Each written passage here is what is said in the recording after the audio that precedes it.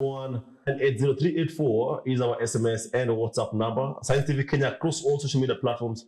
Be sure to contribute and send us your thoughts and opinions as far as sports is concerned. Once again, thank you for making time. We have a lot to unpack. Mr. Makona, how are you this afternoon?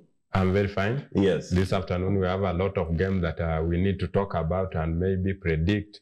And this what makes me love to be around the sporting action all over the weekend. And not forgetting in the midweek you had some games. Yes. Although Manchester United was not there, but well rested team. Yes.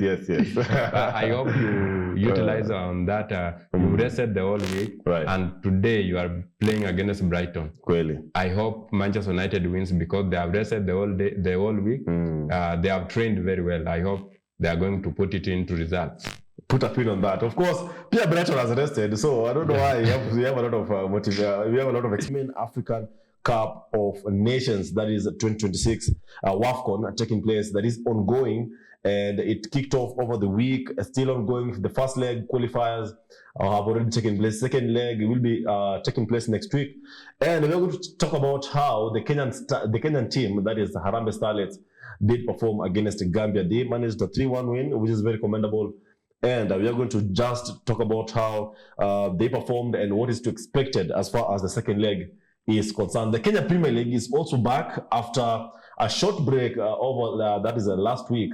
Of course, occasioned by the sad passing of former Prime Minister Raila Amolo Odinga, who was a sportsman, and it was with due respect that fall football actions had to be postponed over to this weekend. So we're going to take a look at how it is panning out as far as the FKF Sport Press League is concerned. And Makona also had already mentioned some of the midweek action. The UEFA Champions League did take place, the Europa League, the Conference League, and this weekend is the EPL action also continuing as far as international games is concerned. Going there, the Harambee Starlets tactics should be that if they don't score, then they don't concede. Right. Because we are already leading 3-1. And that 3-1, if I can look at the result and say the next game should be a draw. Right. At least a draw. That will be fair to us and fair to Gambia because they failed to beat us at our own home yard. Yes. So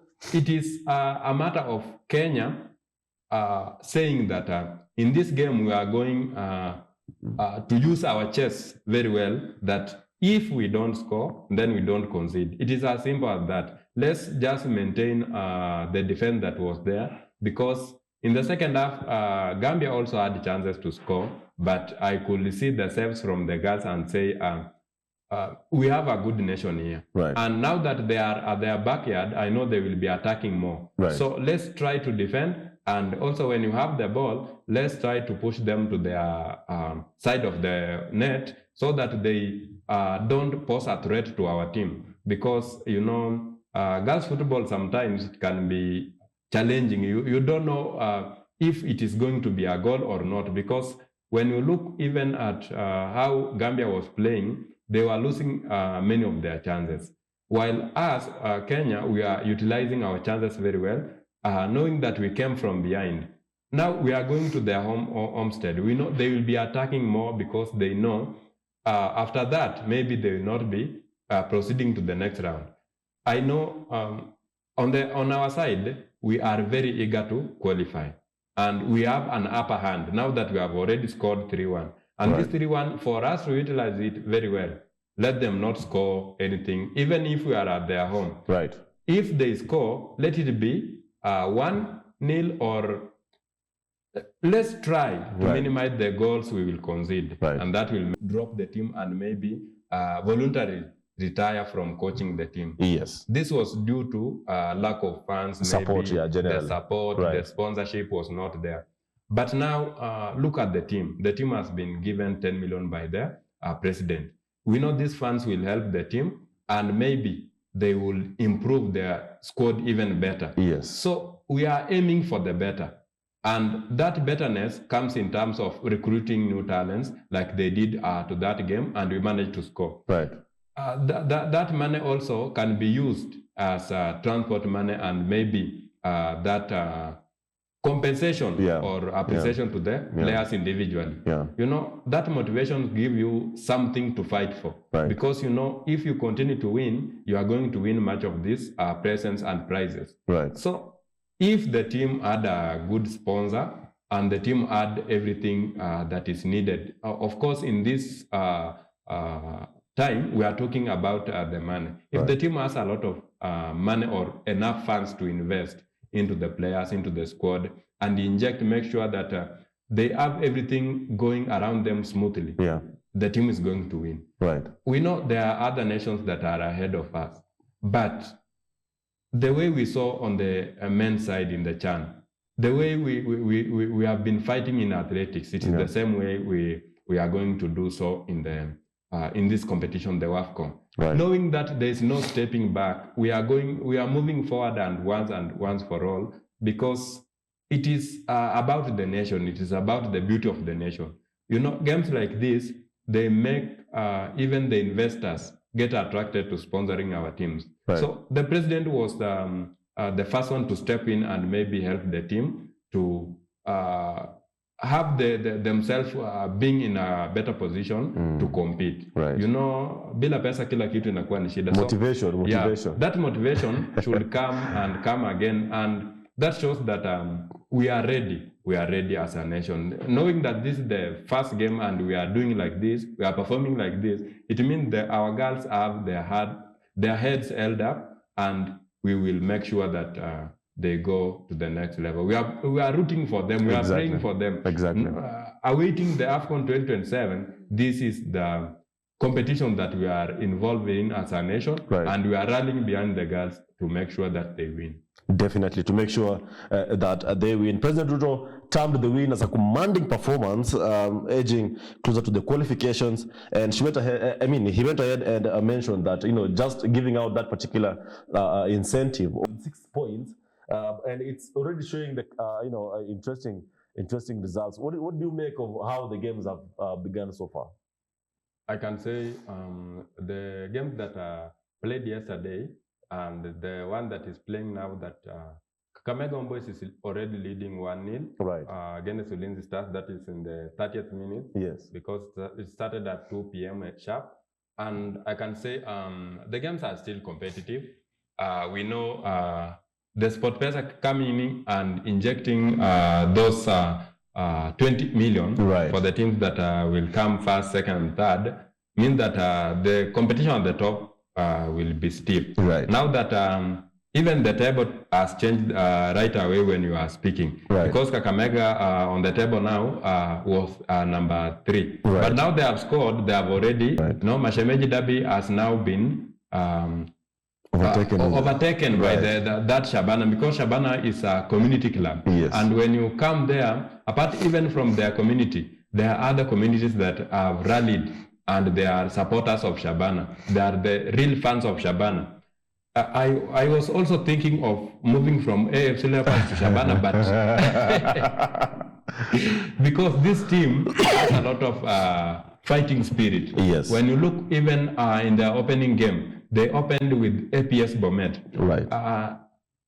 Remember, these teams that have come from the NSL like APS Bomet, and they have now been promoted to the Sportpesa Premier League, they are fighting to remain there. But Shabana in the early game, they managed to beat them 4-2.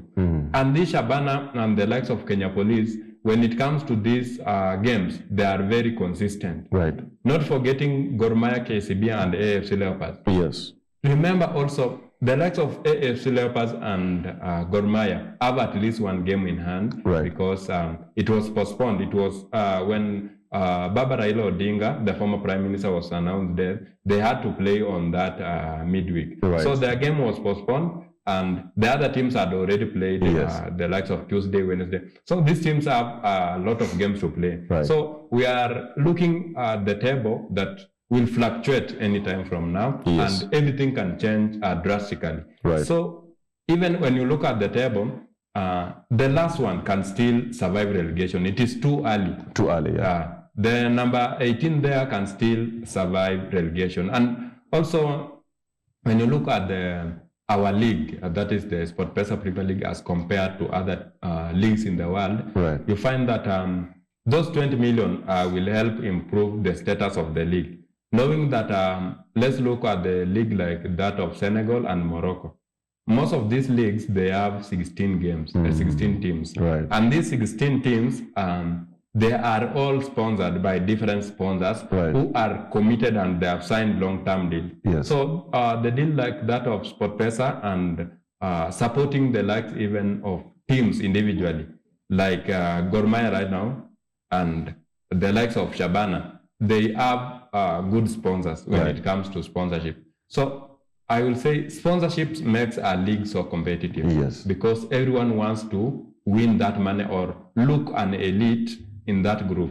So I will say one of the things the league should do is to reform the team to 16 teams so that even the competitiveness of the teams can come high, knowing that the NSL has up to 22 teams. And this will make it so competitive so that if a team is relegated, they will go there and fight to come back, not just to come back because of the NSL is so competitive. When you look at the NSL, it's so competitive. Right. And you being promoted to the SportPesa Premier League is not easy. Yes. So I will say even the likes of APS Bomet and those teams that were promoted to the league can still fight for it. Right. Thank you so much for that particular opinion. And talking about competitiveness, FC Leopards later on will be playing against KCB. This is one of the coveted matches, or one match to look at this particular afternoon. And, after just 3 games, FC Leopards have managed to secure 3 points. Yeah. They have not started really well as far as this season is concerned. KCB, on the other hand, they are up there, closing in the gaps as far as top 4 is concerned. They are tying on points, 6 points. The team is so corrupt because they have taken the coach to be from the family of the manager of the team, that's Right, the chairman. right. So I think that should not come in football. Yes. Because football is about performance. Right. And today I'm a fan of AFC Leopards and I'm rooting for them to win against KCB, but it will not be an easy game, knowing that KCB have at some point been consistent. Right. And KCB, when you look at them playing, they play with passion.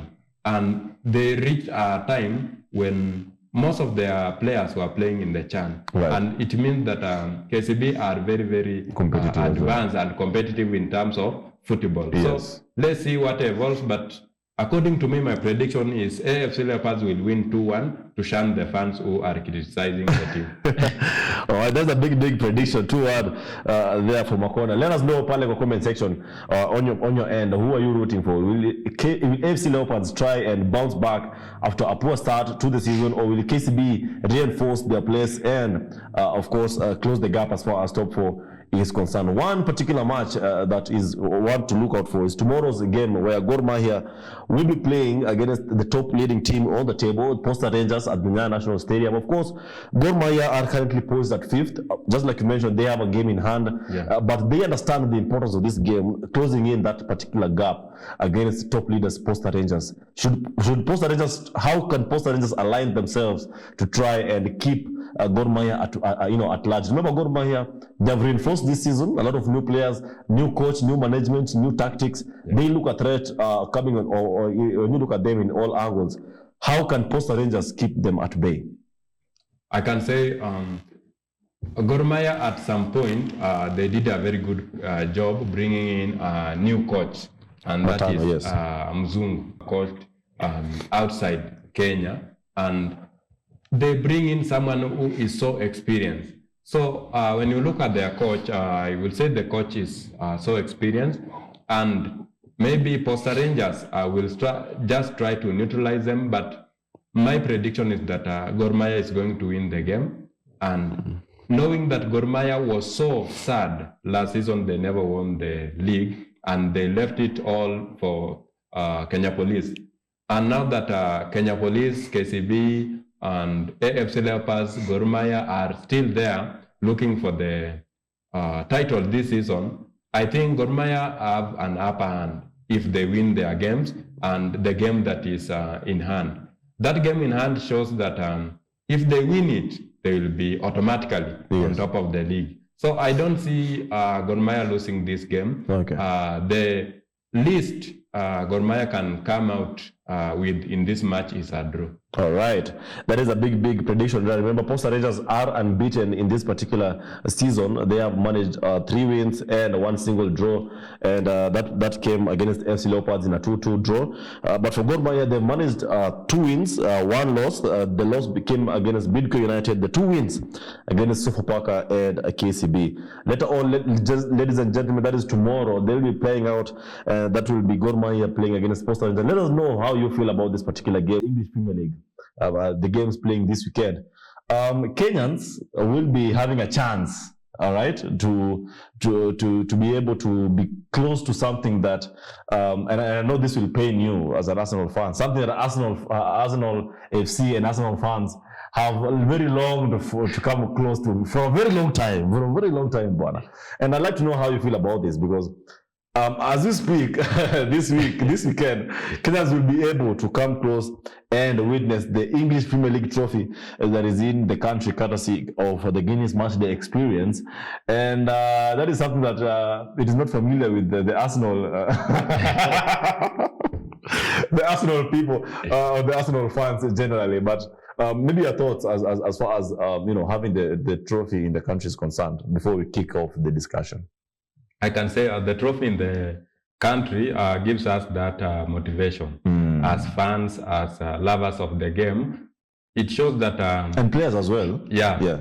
It shows first of all, it shows that we are a footballing nation, and apart from that, it shows that this thing can come home to the fans, and also it is just that culture of showcasing it. Remember, even the Champions League trophy and the World Cup trophy usually circulates in the country. Yes. Yeah, before it is won by the team that wins it. Right. So it is no different from us, and it gives us the hope that as Arsenal fans, especially, I would like to reiterate the words by the president himself. Remember, President His Excellency William Samoei Ruto is an Arsenal fan. Yeah, and he received the trophy as well, yes. And upon receiving the trophy, he said, many of the times Arsenal have been looking for the trophy. Arsenal have been missing on the trophy with some small margins. Right. Remembering the 2022-2023 season, 2023-2024 season, and the 2024-2025 season, yes, Arsenal have gathered many points than any other team in the league. And these 3 seasons, Arsenal have failed to win the league. Right. Now that this is the 9th game we are going, and Arsenal are leading the 19 points. So these 19 points, if we continue to capitalize on them, Arsenal can win this thing. And I want to congratulate Mr. President for giving us hope as Arsenal fans that we are very, very close. Even when Arsenal was winning their game in the quarterfinals of the Champions League last season, and the next game they were playing was in the semi-final, and it was against Paris Saint-Germain. And this PSG, the only thing that made them to beat Arsenal was how they utilized their chances. But Arsenal was winning in really a good manner, because there's no team that has ever beaten PSG on the X goals. That is the expected goals per game. So it was only Arsenal that did such a thing to PSG. And PSG went ahead to beat Inter Milan 5-0 in the final. So imagine what Arsenal would have done to Inter Milan. So that aside, I will say this thing we have an hope to winning the league, and it can really come to us. As Arsenal fans, we are still hopeful, and we are praying this season that maybe it is ours, and that will also be paying respect to Baba Raila Amolo Odinga, who died this year, and he was an Arsenal fan. Over all those years, he never witnessed Arsenal win the Champions League, and I wish we win it for him as he continues resting in peace. I guess it will be just like you said, a situation of wishful thinking. Yeah. Because I mean, I struggle to wrap my head around the fact that the past 3 seasons, you finished the highest points as far as Arsenal is concerned. Yeah. The past 3 seasons, you still failed to win the league as far as Arsenal is concerned. Yeah. But of course, this season, just like you mentioned, Arsenal are topping the league with 19 points after 8 games, and we are in match day 9, just like you mentioned. And we're going to talk about that. But yes, back to the trophy. It was last in Kenya back in 2023, so it was commendable for President William Ruto to receive it this time round. And he went ahead and mentioned the fact that aside from it's one of the coveted trophies, if not the most coveted. It brings about unity, it brings about passion, it brings about dreams, and this essentially it's rooted in the fact that sports really brings about all these 3 qualities: unity, passion, and dreams. That is the message he did put out there. And as far as Kenya is concerned, we are proud. Because we've had quite a few players representing us in the Premier League. We have Wanyama Pale. We've had his brother playing in continental game as well, McDonald Mariga. So we have been there before, of course. And with the kind of quality that we have at the disposal of Ben McCarthy, as far as Harambee Stars is concerned, he's bringing out the best of some of these players. And hopefully we can see more of them try and ply their trade in the English Premier League. Now, as far as the football game is concerned this weekend, Chelsea versus Sunderland are playing about in a few hours. That is at 5 p.m. local time, East African time. And both teams have enjoyed back-to-back successes the past few games they've had. For example, Chelsea, 3-0 against Nottingham Forest, 5-1 in the Champions League against Ajax. And notably a few games before, there was a 2-1 win against Liverpool. They've enjoyed back-to-back wins as far as performances is concerned, scoring about 11 goals in the 3 games and only conceding 2 thus far. Against a team like Sunderland, who first half and West Ham came in to score a 1 in the second half. I'll say it is the same to Sunderland. Sunderland can surprise Chelsea a lot. But let's also consider the consistency Chelsea have had. Right. From the time they won 2-1 with William Estaveo scoring in the last minutes. Against Liverpool, against Liverpool. And the consequent game, they were playing against Ajax in the Champions League. And they managed to win 5-1. And all these games Chelsea has been winning has been a plus to the coach Enzo Maresca. And now looking even at the squad of Chelsea, Caicedo there and Enzo in the midfield have been so pivotal to driving the ball into the attack. Even if Chelsea are missing Cole Palmer until the later days when he will be back, I think Chelsea are still the favorites to win the game. Knowing that Sunderland has a lot of notable talents, like the former Arsenal midfielder Granit Xhaka. Yes. But I don't see him being an hindrance to Chelsea winning the game. And Chelsea have an upper hand because if they win the game, they are going to be among the top teams, or maybe they can climb even to the first position. See, they are going to win the game on of 2-1. Wonderful. That is a 2-1 win. And of course, when you look even at the game that Chelsea play, they really play a good game. But what is detrimental to their attack is that most of the times they get reds or they get booked with red cards in these games. Right. Remember, against Liverpool, they also had red. And these reds are coming because of recklessness. I'll say that how they play and how they finish the game is not the same. They reach a point whereby they log off the pitch and they try to think about the win before they finish the game. And that is what is eating Chelsea slowly. But Chelsea is a good team if they focus and make sure that they win every game. Right. And I think that is something that Sunderland can really capitalize on, the fact that Chelsea are really indisciplined. And we've seen that this season they've got quite a lot of red cards. And I think even the manager at some point he was sent off for his touchline misbehavior. Yeah. And that can be really something that Sunderland can really capitalize on. But what else can they really do? Because Sunderland have enjoyed back-to-back successes as well. 2-0 against Wolves, and they managed to hold a team like Crystal Palace to a 0-0 draw, Aston Villa to a 1-1 draw. That means they have that particular threat. They can defend really well, and they can cause, they can also harm their opponents. Where should they capitalize on as far as indiscipline is concerned for us on Chelsea's side, and how can they really outmaneuver Enzo Maresca's side? I can say Chelsea in their defense, they are really shaky because their defense are the people who have stood strong there to play for the team very well without causing some pressure to the defense is only Cucurella and Reece James. But of course, in the centre-back position, we have been seeing Cucurella changing or the manager Enzo Maresca changing the team so much in the centre-back. And the centre-backs need to play together so that they learn the chemistry of each other. And in that position, Enzo Maresca has really fumbled due to injuries and maybe due to favoritism. He wants to favor Chalobah, and Chalobah got injured now. He wants to favor the likes of Anchompong to play there, and they have really at some points failed the team. And I will say Chelsea is a good team if they maintain their squad and they don't change players drastically or anyhowly. All right. So for Sunderland, they have to just attack and capitalize on that weakness on the defense side as far as Chelsea is concerned. A prediction in this particular game?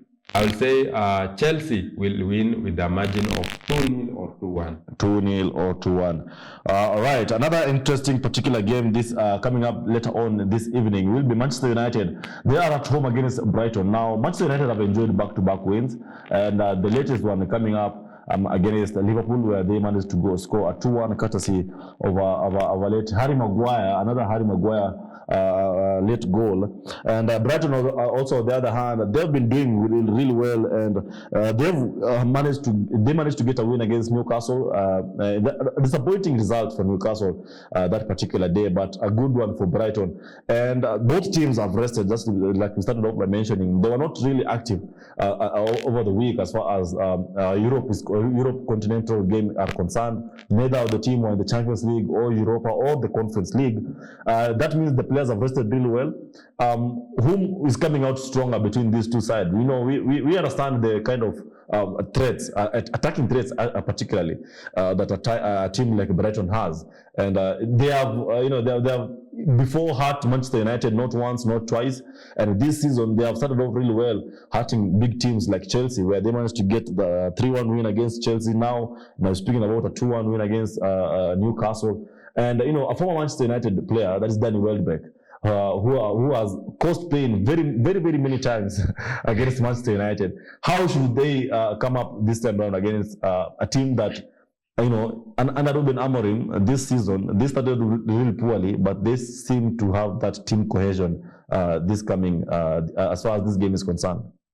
I'll say Manchester United has been having a lot of inconsistencies when it comes to producing results. The last 2 games they won is the second time Ruben Amorim is winning 2 games consecutively. Right. So I will say we have not seen that consistency in terms of the number of games they have won. They have never won up to 3 games consecutively. Right. So I think today is the time they are going to break that history and make sure that they win 3 games to 4 games consecutively. On the other hand, if Manchester United wants to win, Brighton, we will also look at them. They have been a threat to big teams. Remember, even away from this season, last season, Brighton was one of the teams that beat Arsenal and Manchester City.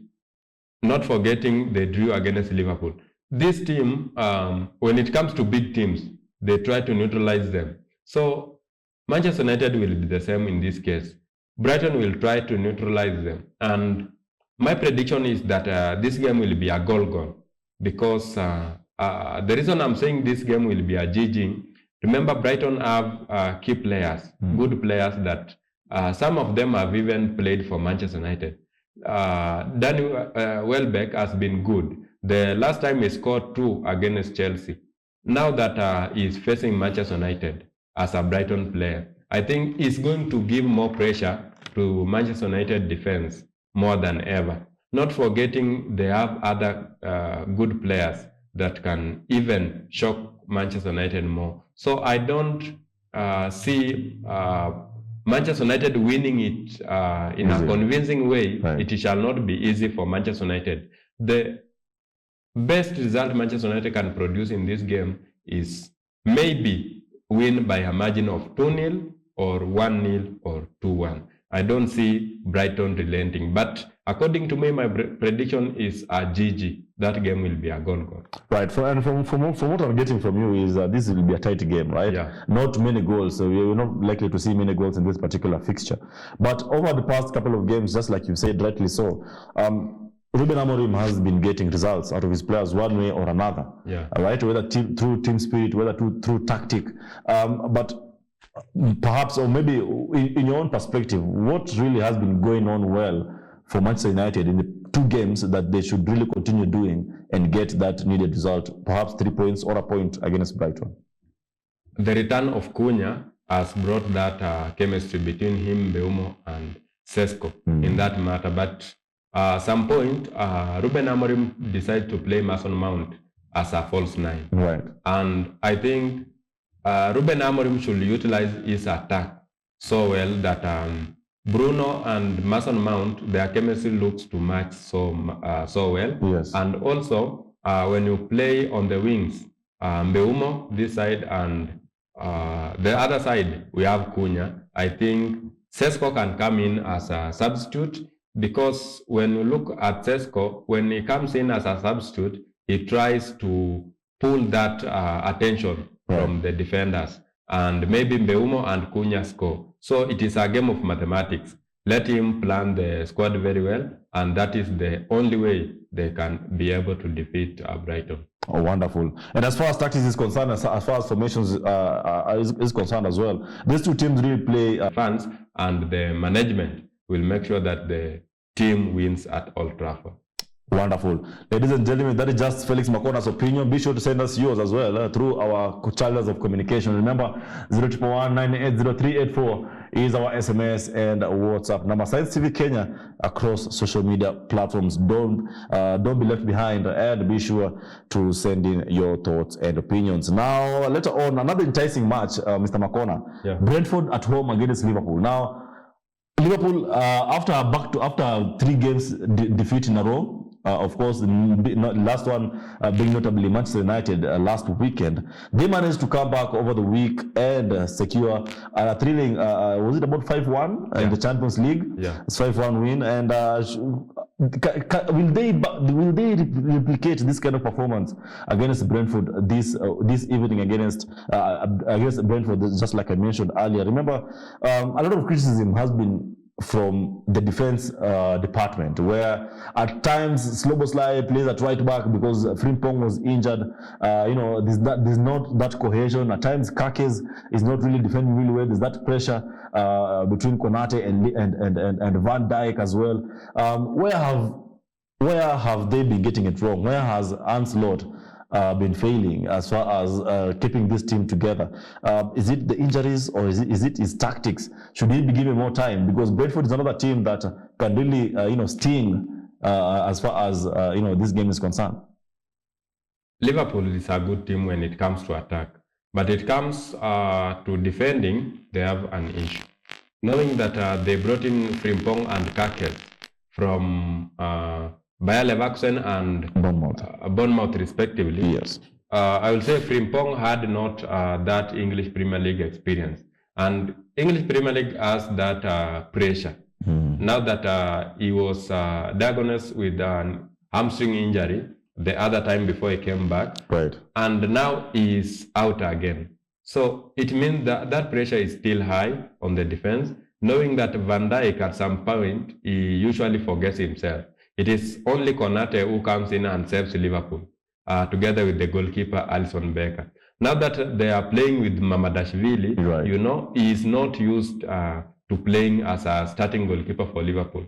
And that has given Liverpool so much problems in terms of conceding goals. Look, even when they were playing against Frankfurt, they had just to concede, and Eintracht Frankfurt started scoring the first goal. Right. So it means Liverpool at some point their defense is so shaky. Even after coming back and scoring those 5 goals against Frankfurt, yes. there were also some threats that the team could concede, and Mamadashvili was saving it so well. So I will say against Brentford is going to be a big team, because when you look at how Brentford play, they usually they balance the attack, the midfield, and the defense. I'll say they are a team that is oriented. When they are defending as a whole. So that will give a challenge to Liverpool. Their use of those long balls will be cut, and Brentford plays really, really very well. So it is a challenge to Liverpool. But my hope is that the game looks like a draw. Okay. Because Liverpool, they have been consistent in 2 to 4 games, and the last game they were winning was against a Germany side. So, and now this is English Premier League. You cannot bring the chemistry of the Bundesliga, and maybe, that mark the word maybe Liverpool could win 3-1 or 2-1, or let's say even a draw can make sense in this game with a draw of 1-1. I mean, surely for them to get that particular a 3-1 win, for example, one would have to say that the likes of Mohamed Salah, who has not been there the past couple of games, one would ask, where is he in this particular Premier League games? Because against Manchester United, it was very silent. We couldn't see much more of that prime Mohamed Salah, the one who damaged Manchester United with the 7 goals while they were playing 7-0. He really outperformed that back line for Manchester United. But he hasn't been getting criticism of late as far as his game management is concerned. But other players as well. Florian Wirtz are still not. We are still not seeing that particular gelling of the front attacking players for Ancelotti or for Liverpool. And it seems like Ancelotti is, he's having a conundrum between Alexander Isak and Ekitike. Yeah. Ekitike did really well against his former side, Frankfurt, over the week. In your own perspective, who should start between these two guys? Should Isak start, or should Ekitike start to get that desired result against opponents going forward? I'll say, let's look at the game Isak has started and the game Ekitike has started. Right. The game Ekitike has started, he has been scoring and maybe producing assists. Assists, right. But Isak has only scored 1 goal for Liverpool and 0 assists. Right. This shows you that the consistency of Ekitike is higher than that consistency of Isak. Isak, when he was leaving Newcastle, he didn't have a good preseason. He didn't train together with Liverpool. He was training alone. Right. And that training alone means you are bringing yourself down in terms of muscles and that training at all. And it shows you that Ekitike, from his performance, he has been with the team since he signed from Eintracht Frankfurt. Right. He has done everything with the team in pre-season. He has really propelled very well in terms of football. And even before Isak was signed at Liverpool, Ekitike had already trained with the team and in to score goals. I'll say Ekitike over Isak. Ekitike over Isak. That I think I'll have to agree with you on that because Isak, just like you've got a time to try and gel with most of the players, but Ekitike looks like a natural fit for for Ancelotti or for Liverpool as far as the games the matches are concerned. Your prediction in this particular game: Brentford at home, will they be able to sting Liverpool away? For playing away? I'm rooting for Brentford to win, but back to logic is that Liverpool can pull a surprise with a 2-1 win. That is because they have those quality players who can really come back and try and get that particular win. Of course, thank you so much for that. One particular game today that we've not looked at is Newcastle versus Fulham. What is your prediction as far as these two teams are concerned? Fulham, they're very, very good defensively. They've seen how they cause problems against Arsenal. Arsenal really struggled to get that single win that they had. Yeah. They've caused problems against a team like Manchester United because, they've also struggled to get that. Defensively, Marco Silva has Fulham at a good place.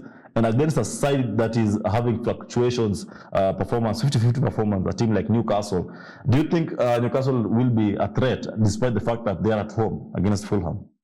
Fulham are good, especially when they played against Arsenal.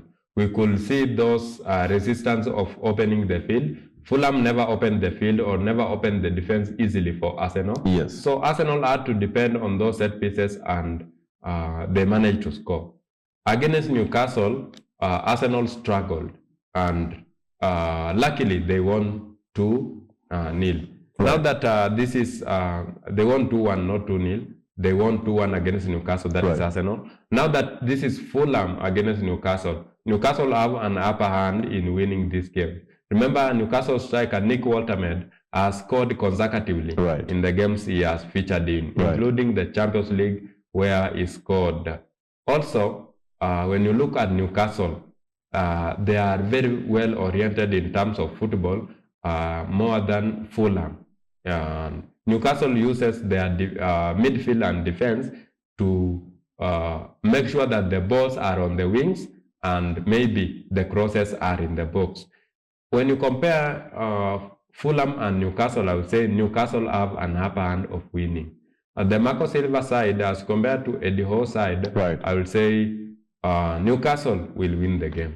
All right, Newcastle to win the game. That is Felix Makona giving us his opinion as far as today's matches are concerned. Be sure, of course, to catch up with him on Monday, as we'll be deciphering alongside our very own colleague Christopher Mololo, just talking about some of these predictions, some of these games that have been playing over the weekend. As we wind up, Mr. Makona, tomorrow's games are very interesting. Yeah, of course, Wolves they are really struggling this season. We're not seeing them anywhere as far as getting positive results is concerned. No draws for them, no wins for them, just back-to-back losses. They are at the bottom of the table, but they are playing against a side that also were promoted this season. Burnley have had mixed results. Sometimes they win, sometimes they're losing. What is the prediction as far as these two sides are concerned?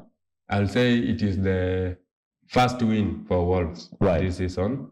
As you compare Burnley to Wolves, I will say Burnley are a team that even when they were promoted, I never saw them as a good competitor when it comes to English Premier League. When you look at the goals that Burnley have been swallowing from these big teams, especially Manchester City, Arsenal, I would say Arsenal thrashed them 5-0. Manchester City also had a good tally of goals against them. I'll say Wolves, I've never seen a team that has beaten Wolves over 5 goals. So when you compare the two sides, I will say Wolves are in a better position than Burnley are. So I go with the Wolves win 2-0. Honestly, for me, this will be a tough match to call because I like the way sometimes Burnley are positioning themselves. They're scoring great goals outside the box, clean cut goals. But Wolves, a team that is very defensive, and I don't know about this one. They can really try and put a strong foot as far as defense is concerned at home, and try and upset Burnley as far as tomorrow's game is concerned. But then again, interestingly, Arsenal will be now tested once again against a formidable side that is Crystal Palace. Now, Arsenal, of course, they've had back-to-back success wins. They're doing really well. They're flying high. They're currently number one as far as the Premier League is concerned with 19 points. They've only lost one game. They're conceding. Something important to note here about Arsenal is they're conceding very few goals. Right, close to very minimal. They're walking around with many clean sheets, and that is a big plus for Arteta, and of course for goalkeeper Araya, who is also you can imagine he's trying to get another golden glove this season. But Crystal Palace is a side that despite last weekend they managed a 3-3 draw against was it Leeds, if I'm not sure, but then again against Brentford, I think, right? It was a 3-3 game. They could have easily won with Philip Mateta bundling the last chance he had. He had a hat trick in that particular game last weekend. This is a particular striker that knows how to make those decisive runs behind the defenders, and I think Arsenal should be worried tomorrow playing against Crystal Palace, or what do you think? Yeah, it is a worry for Arsenal, and especially when you look at the consistency Crystal Palace has been having. Crystal Palace was the last team to lose a game in the English Premier League. Right. Also, before the season started, it is one of the teams that won the FA Cup against Manchester City. They also took away the Community Shield from Liverpool. Right. And in their opening game, they managed to draw 0-0 with Chelsea. Right. So I'll say that consistency already shows that it's a team that is playing against big teams with big heart. Right. So this Crystal Palace against Arsenal will be a big game, and it is the biggest game of this weekend. Knowing that Crystal Palace, their consistency as even against Arsenal has been so good. It's a team that usually beats Arsenal and has been denying Arsenal for the chances to win the English Premier League. But let me assure you, tomorrow Arsenal will win with a margin of 3-0. The reason I'm saying so is because the Arsenal defense. Why are you laughing? I'm telling you what will happen. Okay, continue. The Arsenal defense is a defense that has collected a lot of clean sheets, and they have managed to concede only 3 goals from open play. And when you talk of such statistics, you find that Arsenal have another setback in the defense. That is Gabriel Magalhaes had an injury against Atletico Madrid in the Champions League during midweek. And this is a setback for Arsenal. But I don't think that will make Crystal Palace capitalize on that and score goals against Arsenal that can make them not to take 3 points. On the other side, Arsenal has really woken up very well. And their main striker, that is Victor Gyökeres, he has started again showering goals. He showered 2 goals against Crystal Palace, and we are hoping he continues